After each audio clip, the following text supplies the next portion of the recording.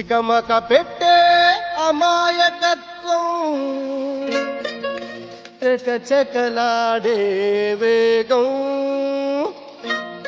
అలాగ ఉంటా ఇలాగ ఉంటా ఆకతాయిలం మేము.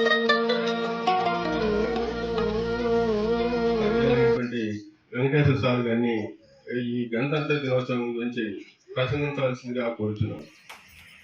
స్వర సాల్ గారికి,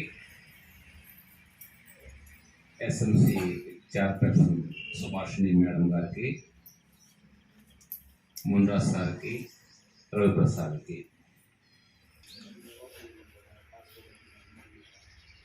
ఇది ఒక జాతీయ పండుగ,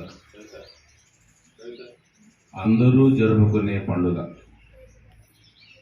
కులం చెప్పినట్టుగా జననీ జన్మభూమిచ్చ స్వర్గాదపి గరీయసి, ఏ తల్లి నిన్ను కన్నదో ఆ తల్లినే కన్న భూమి గొప్పదిరా.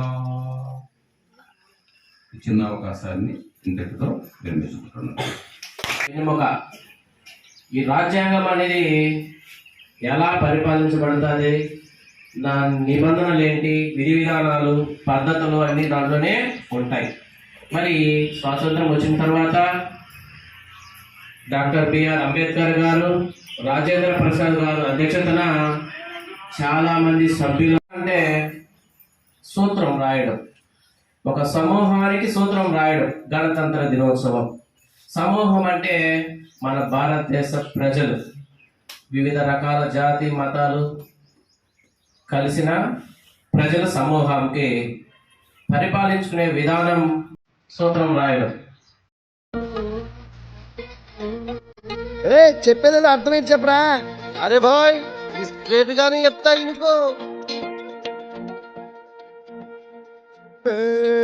సత్యం పలికే హరిచంద్రులం, సత్యం పలికే హరిచంద్రులం, అవసరానికో అబద్ధం, నిత్యం నమాజు పూజలు చేస్తాం, రోజు తన్నుకు చస్తాం.